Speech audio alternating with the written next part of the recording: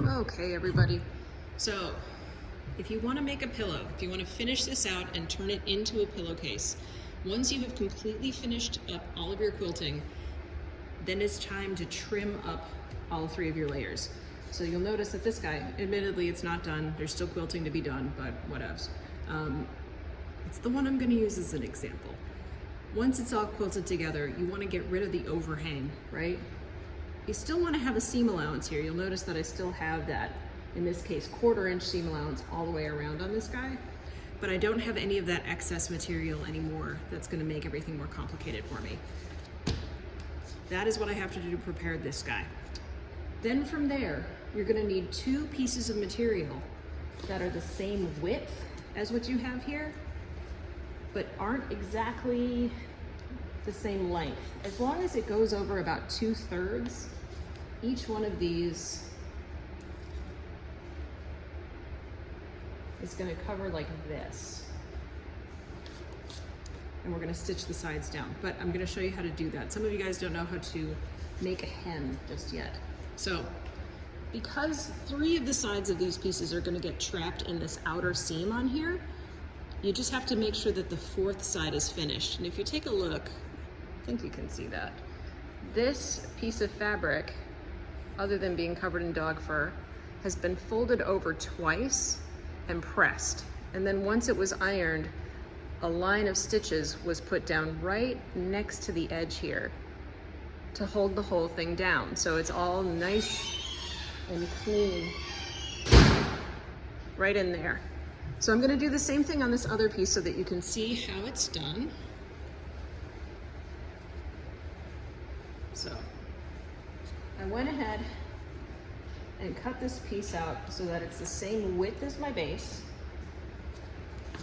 but not as long as the entire thing, right? You can see it, a little bit shorter. So what I'm gonna do is go to the ironing board and I'm gonna fold it back one time, about a 1/2 inch, but this is kind of subjective. And then another time, also about a 1/2 inch, and then I'm gonna sew that whole thing.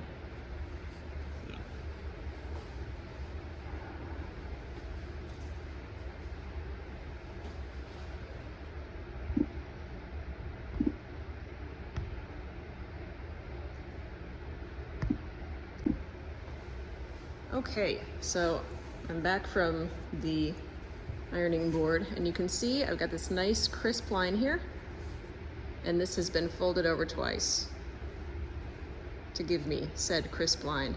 So I'm gonna just pop this on the sewing machine real quick. I shouldn't need to pin it because it's like just a single piece of fabric, but I'm gonna go ahead and put a seam right close to the bottom here. That's gonna look best.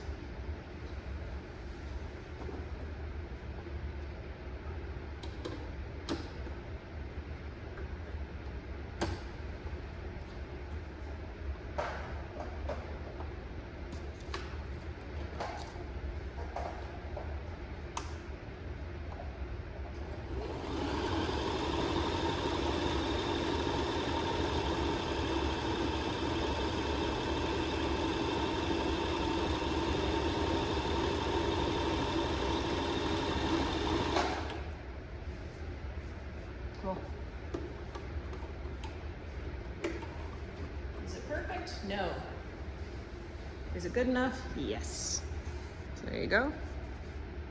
Once I've got this stitched, then I can go ahead and lay down my layers, faces, right sides together, right? So this is the face that is going to be on the outside, and I want to have the other outside faces laying in against this. So I'll lay the one down. You can see it goes a little more than 2/3.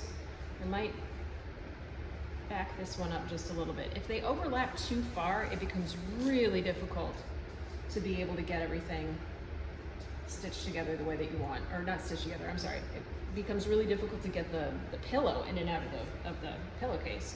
So there is that.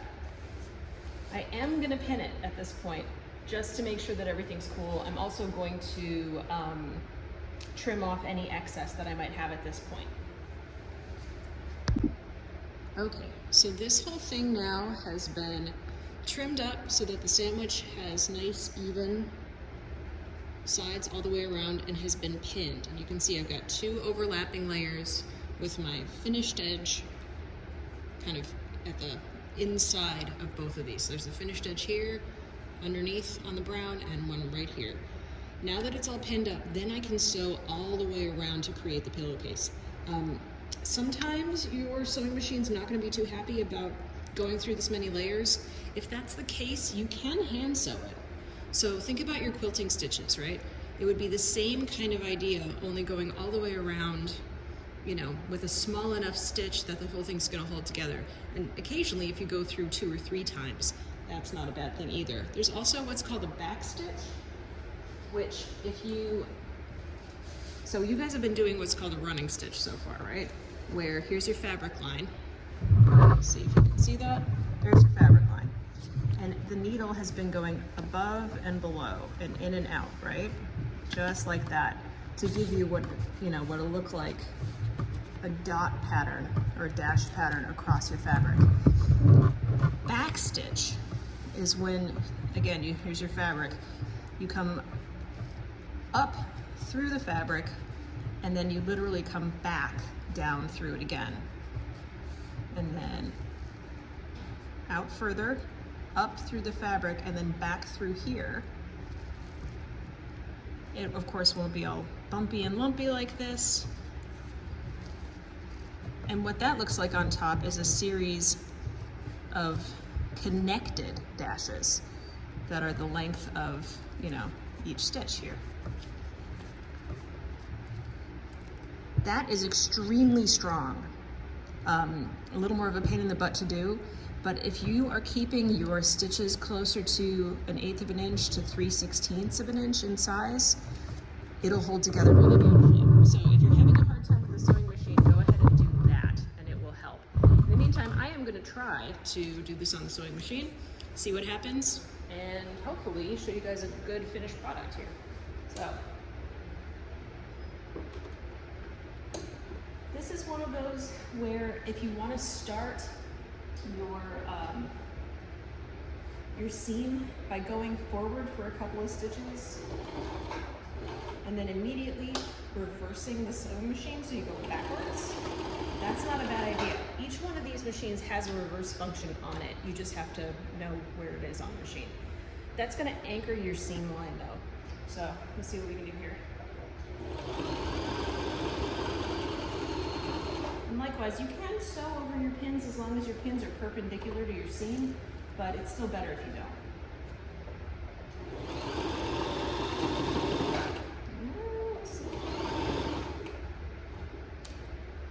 Lord knows the Brother is not the greatest sewing machine we've ever had, so.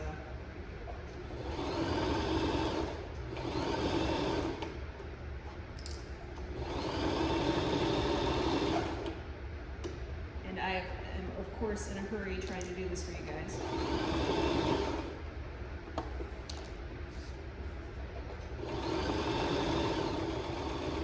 At this point, I'm going to hit the end of my row and then go backwards.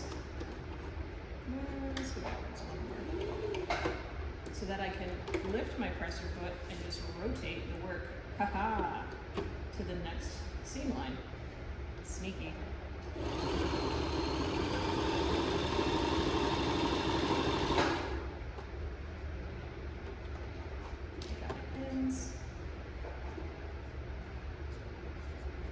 Remember too, if your fabric starts to get too heavy, you can kind of roll it up like a burrito and hold on to it over here.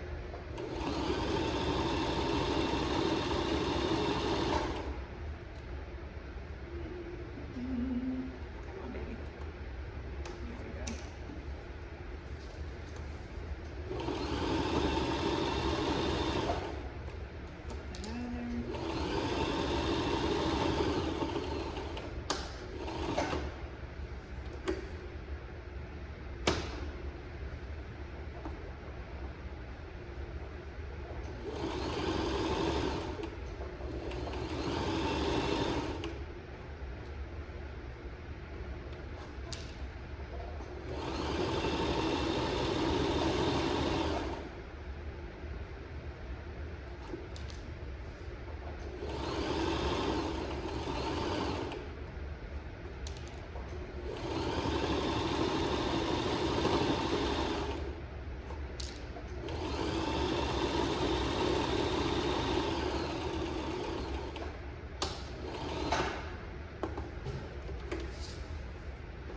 Remember, you can only do this corner turn if your needle is buried in the fabric when you lift your crescent foot. Otherwise, it's going to move everything around and probably get all tied up on the backside.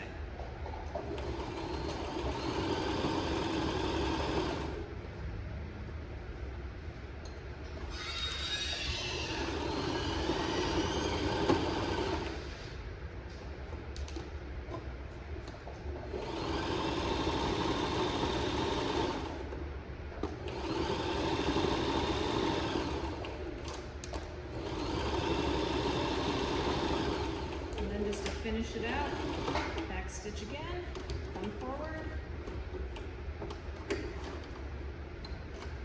there's your seam. All right, so it's all sewn together all the way around. You can see that black line goes all the way around that. So let's turn it inside out. Hi, Princess! Ruby just showed up, and see how it looks. So, corners. Sometimes you'll need something sharp and pointy to turn the corners, like a pen, like that kind of thing. And I do it one side. Ooh, it already looks really awesome. And then the other.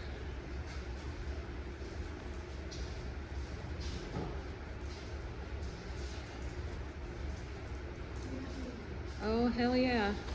Look at that. So you can see how it overlaps here. You can pull it open like that to get your pillow form inside.